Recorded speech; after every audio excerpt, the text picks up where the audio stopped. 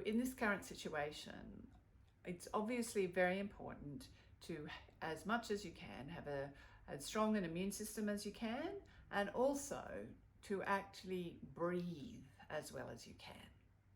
So I have posted a blog a while ago that is about the things that you can do to help strengthen your immune system. I'll put that link down below. But today I want to talk about your breathing. Now, most people think that just because they breathe, they're breathing properly. Well, hopefully. But actually breathing has three parts to it. So the first kind of breathing is actually just your collarbones. That kind of breathing. Now, when you breathe with your collarbones, you're mostly using just your upper lungs. So we know, for example, that people who have asthma are a little bit more at risk. Well, this is the kind of breathing that asthmatics tend to do. That's why they get a little bit of sometimes this kind of posture, because they're really trying to just really work that first part of the breathing. But when you're breathing just with your collarbones, you're only just using the upper lung, the upper lobe of your lung, sorry. So the second part of your breathing is actually your ribs.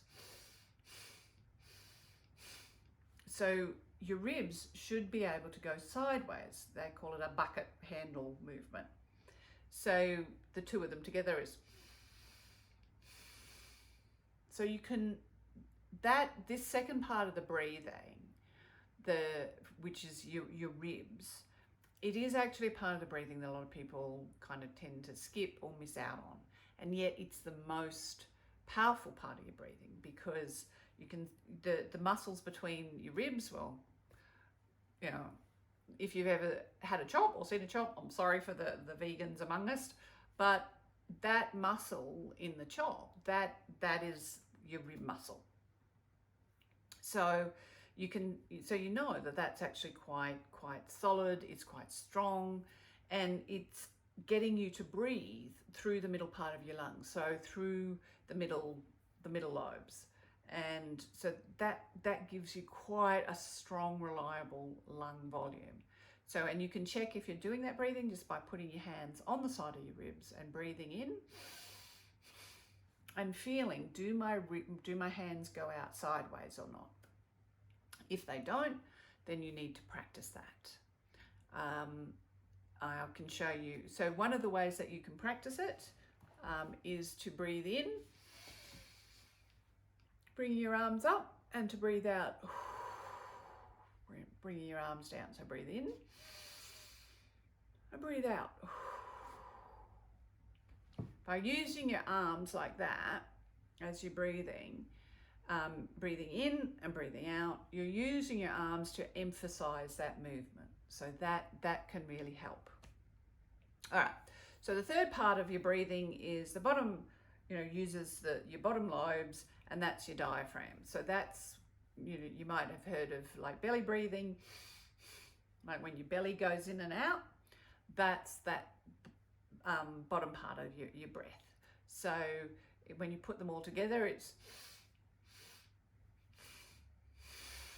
so you want to breathe in from the top, move your collarbones, move your ribs, then move your belly or your diaphragm. And the reason why the second part of the breathing is actually stronger than the belly breathing is your diaphragm is tiny. Like it goes all the way across, your abdomen, and yet it's really only about this thick. It's really only, about the thickness of, two fingernails. If you put your two fingernails on top of each other, that's it's about that thick. It's really not very, fat at all or thick at all. It's not a very powerful muscle, surprisingly.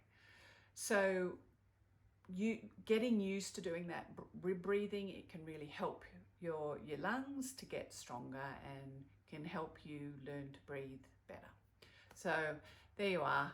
So do that breathing exercise and practice using breathing through all of your lungs. Like if you do that, and if you just do 10 breaths night and morning, for example, if that can make a big difference to your breathing. And the really nice thing about that is that's going to help you, if you improve your breathing through this, that's going to help you not just get through this as easily and gracefully as possible, but it is actually going to help improve your well-being well into the future. So do that to help you yourself have a more brilliant future as we go forward. So as always, choose to be brilliant.